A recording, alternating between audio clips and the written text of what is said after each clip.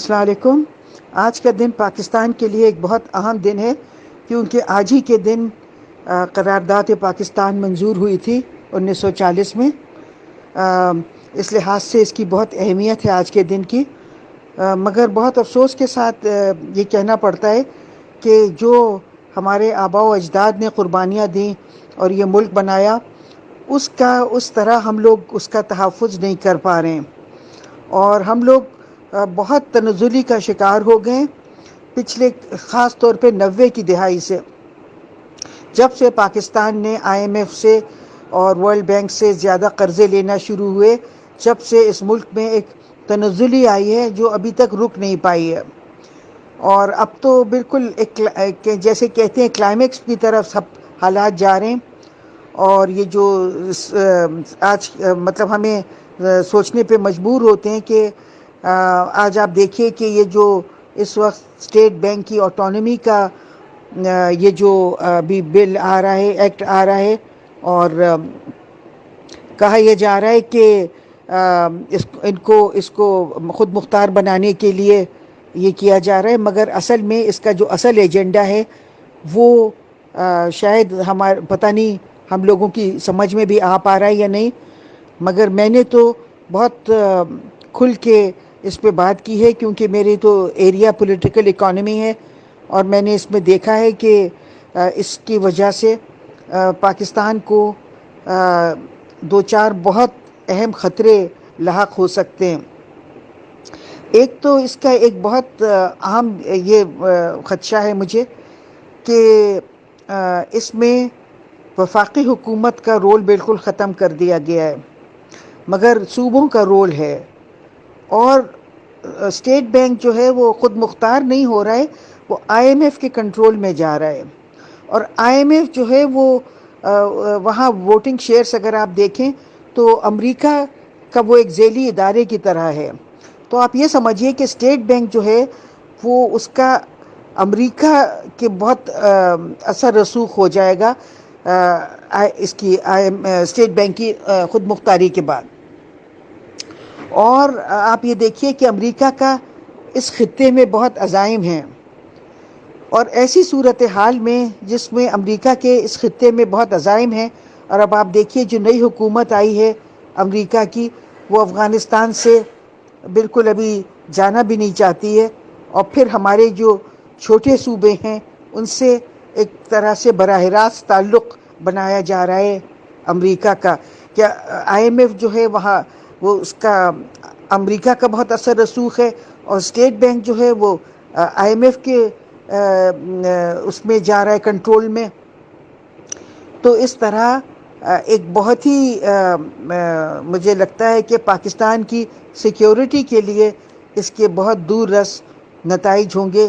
خاص طور پہ چھوٹے صوبوں کے حوالے سے۔ اور مجھے لگتا ہے کہ امریکہ کو اس کے جو ایجنڈا ہے چھوٹے صوبوں سے متعلق، ہم پاکستان کے چھوٹے صوبوں سے متعلق، امریکہ کو بہت آسانی ہو جائے گی اپنے اس ایجنڈا پہ عمل درآمد کرنے میں اسٹیٹ بینک کی خود مختاری کے بعد۔ اس کے علاوہ اور بھی بہت سے ان کے اثرات ہیں اسٹیٹ بینک کی خود مختاری کے، میں نے اس پہ تفصیل سے بات نہیں کی کیونکہ اس وقت میں زیادہ سیکیورٹی کے حوالے سے بات کر رہی تھی، مگر اسٹیٹ بینک کے جو گورنر ہیں ان کی تنخواہ 1,30,00,000 روپے مہینہ، اور اسی طرح ڈپٹی گورنر کی بھی بہت بڑی تنخواہ، اور میں سمجھتی ہوں کہ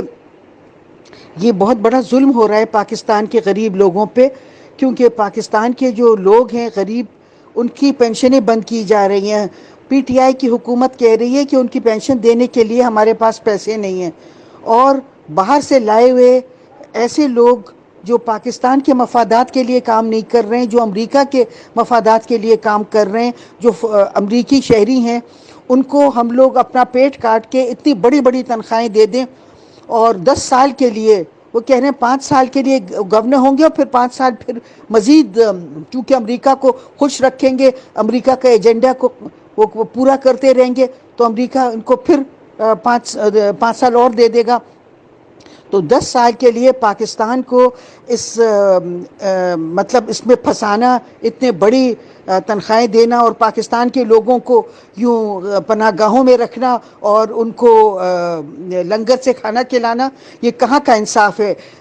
ریاست مدینہ میں تو یہ نہیں ہوتا تھا. میرے خیال میں حکومت کو چاہیے کہ ریاست مدینہ کا نام لینا بند کر دے، کیونکہ وہ اس طرح ریاست مدینہ کو بہت بدنام کر رہی ہے کہ لوگ سمجھیں گے، جن کو ریاست مدینہ کے بارے میں نہیں پتہ وہ سمجھیں گے کہ یہی اسلامی طریقہ ہے کہ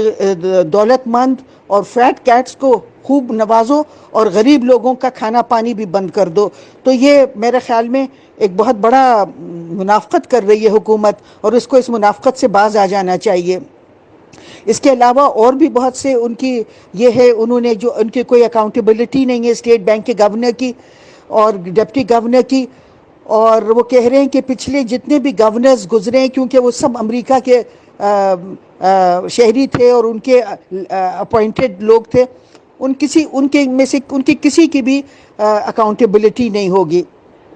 تو یعنی کہ اگر آپ امریکی شہری ہیں تو آپ پاکستان میں آ کے خرد برد کریں، آپ کرپشن کریں، مگر کسی کی مجال نہیں ہے کہ اس کو وہ کرے. اور اب اس کو قانون میں تبدیل کیا جا رہا ہے. تو میں سمجھتی ہوں کہ ہماری بے حسی ہے اگر ہم ان کو یہ سب کرنے دیں، تو اس سے پتہ چلتا ہے کہ ہم بحیثیت قوم بالکل بے حس قوم بن گئے ہیں. کے علاوہ ایک دوسرا اور بہت اہم مسئلہ ہے جس کی طرف لوگوں کی توجہ نہیں جا رہی ہے، اور وہ یہ ہے کہ اسٹیٹ بینک کی خود مختاری میں جو مختلف وہ ہیں، اس میں ایک کلاز یہ بھی ہے کہ حکومت پاکستان اپنے ان بدحال مطلب جو معاشی طور پہ فائنینشیل ڈسٹریس میں ہوں گے بینکس اور فائنینشیل انسٹیٹیوشنز، ان کی مدد نہیں کرے گی. یہ تو کہیں بھی نہیں ہوتا ہے دنیا بھر میں. ہر ملک، ہر حکومت اپنے اداروں کو سہارا دیتی ہے. آپ دیکھیے کہ 2008-9 کے جب فائنینشیل کرائسس ہوا تھا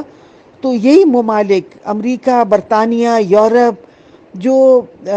فری مارکیٹ کے بہت بڑے علم بردار ہیں، انہوں نے اپنی کمپنیز میں trillions and trillions of dollars inject کیے اور اپنی بہت سی کمپنیز کو نیشنلائز بھی کیا. حالانکہ فری مارکیٹ کی جو نیو لبرل اکنامکس کا جس کا یہ وہ کرتے ہیں، مطلب اس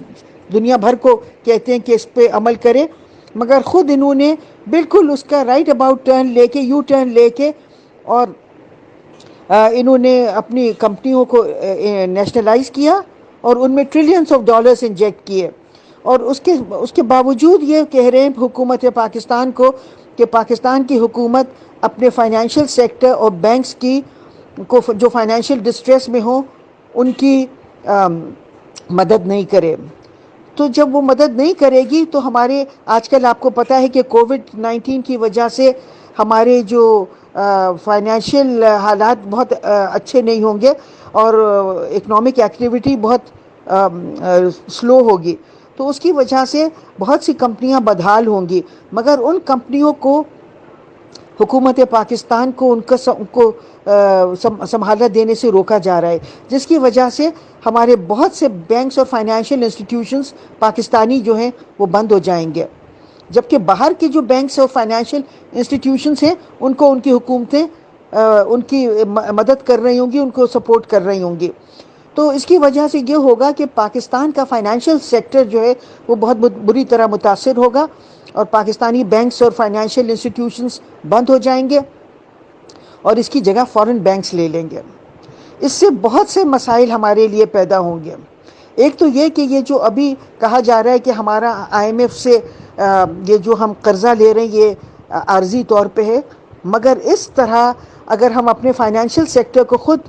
تباہ کر دیں گے تو ہمارا جو انحصار ہے ان اداروں پہ، IMF پہ، ورلڈ بینک پہ، یہ ایک مستقل انحصار ہو جائے گا، کیونکہ ہمارے پاس اپنا فائنینشیل سیکٹر ہی نہیں ہوگا. ہم انہی سے پھر مستقل یہ جو ہمارے ہم مقروض ہیں اور ہمارے جو ہم پہ جو یعنی کہ ایک طرح سے غلام ان کے بن گئے، وہ غلامی جو ہے وہ مستقل غلامی میں تبدیل ہو جائے گی. ایک تو یہ بات. دوسری ایک اہم مسئلہ یہ ہے کہ پاکستان کو اب پاکستان کوشش کر رہا ہے، چاہ رہا ہے ہم لوگ کہ ہم سی پیک کا دوسرا فیز شروع ہونے والا ہے، اس کے لیے ہمیں بھی رقوم چاہیے ہوں گے. پھر پاکستان یہ بھی چاہ رہا ہے کہ پاکستان اور ترکی اور ایران اور یہ جو ہیں روس اور چین کی طرف جانا چاہ رہے ہیں. تو اس کو بھی ایک طرح سے روکا جائے گا، کیونکہ ہمیں ان ملکوں کی سے اپنے تعلقات بڑھانے کے لیے پیسے چاہیے ہوں گے، کیونکہ ہمیں اپنا بنیادی ڈھانچہ ان ملکوں کے بنیادی ڈھانچوں کے برابر لانا ہوگا. جب بھی آپ انٹیگریشن کرتے ہیں تو آپ کو اپنا بنیادی ان تمام ملکوں کو اپنا بنیادی ڈھانچہ یکساں معیار کا تیار کرنا ہوتا ہے. مگر ہم کیسے کریں گے، کیونکہ ہمارے پاس تو فائنینشیل سیکٹر ہی نہیں ہوگا. تو میں سمجھتی ہوں کہ ایک اور یہ بھی اس میں ایک اور ہڈن ایجنڈا ہے، اور وہ یہ ہے کہ ہمیں چین اور روس اور ایران ترکی سے مزید اپنے تعلقات معاشی تعلقات بڑھانے سے روکا جا سکے. تو میں سمجھتی ہوں ہمارے جو مقتدر ادارے ہیں، ہماری جو آرمی ہے، کیونکہ آرمی کی کافی ہمارے تعلقات ہیں چائنا سے، تو اگر ہمیں چائنا اور روس اور ایران اور یہ ملیشیا، انڈونیشیا اور ترکی، ان سے اگر ہمیں روکا جائے گا،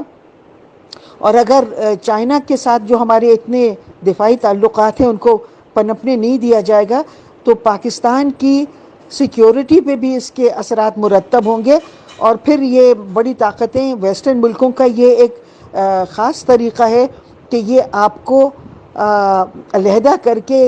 آئسولیٹ کر کے پھر آپ کے خلاف ایکشن لیتی ہیں. تو میں سمجھتی ہوں کہ ہمیں اس بات کو بھی خارج الامکان نہیں کرنا چاہیے کہ شاید ہمیں تنہا کر کے پھر ہمارے ساتھ ان کے کچھ ارادے ہیں، جو میرے خیال سے ہمیں اس طرف بھی ضرور اپنے ذہن نشین رکھنا چاہیے کہ ہمیں تنہا کر کے ہمارے ساتھ کیا کیا جائے گا. ہمارے ساتھ کیا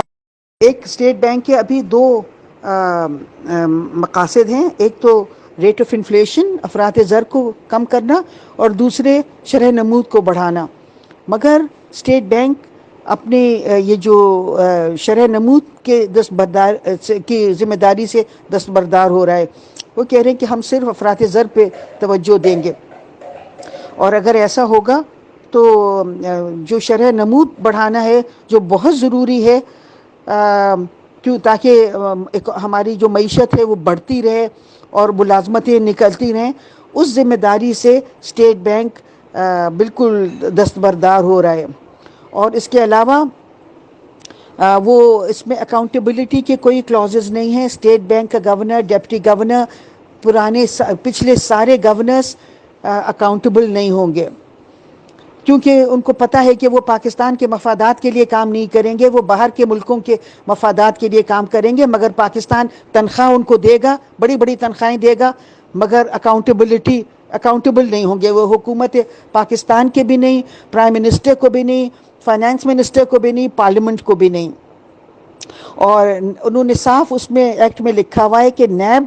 اور ایف آئی اے کو ان پہ کوئی جورسڈکشن نہیں ہوگا. ایک اور چیز جس کی طرف میں آپ کی توجہ مبذول کرانا چاہتی ہوں وہ یہ ہے کہ اسٹیٹ بینک کے جو گورنر ہیں وہ اسٹیٹ بینک کے بورڈ کے چیئرمین بھی ہوں گے. اور حالانکہ یہ اسٹیٹ بینک نے خود ڈائریکٹیوز دیے ہوئے کمرشل بینکس کو کہ کمرشل بینکس کے جو بورڈ کے کمرشل بینک کے جو پریزیڈنٹس ہیں وہ کمرشل بینکس کے بورڈز کے چیئرپرسن نہیں ہوں.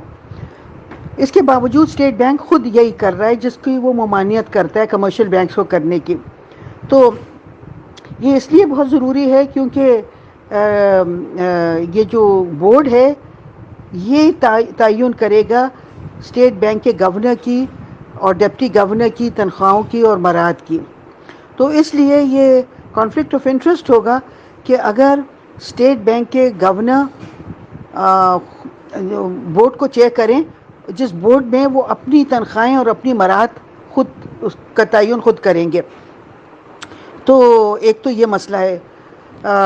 سیریس مسئلہ ہے. اور میں یہ کہنا چاہوں گی کہ پاکستان میں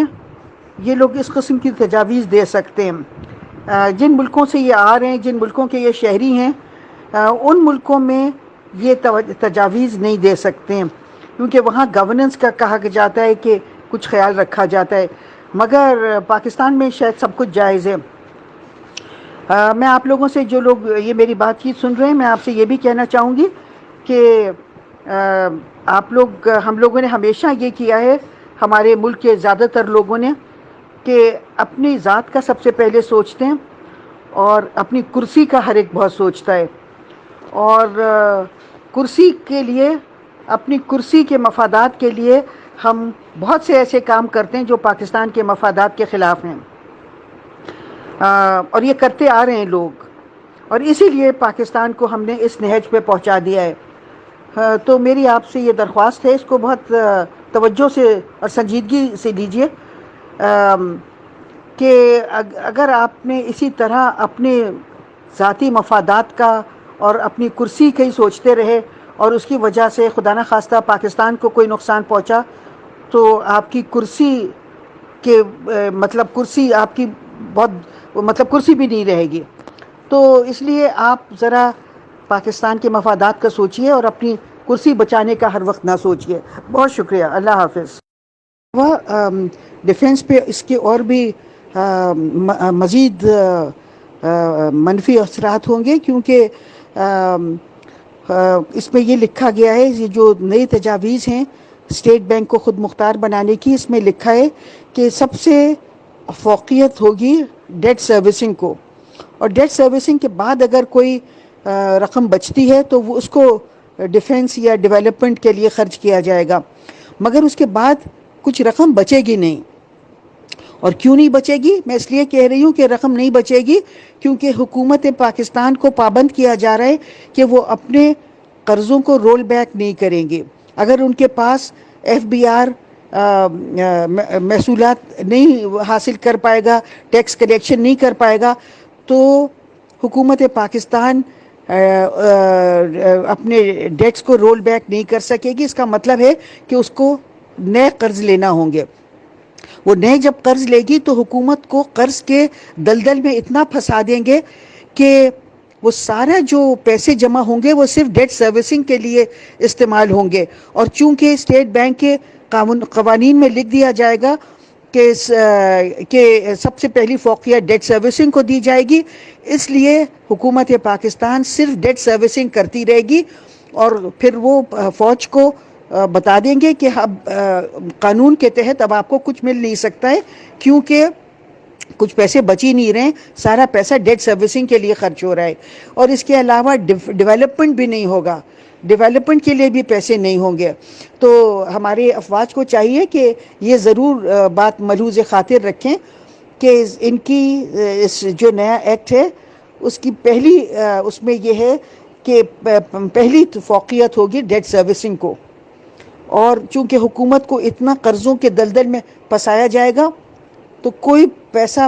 بچے گا نہیں ڈیٹ سروسنگ کے بعد۔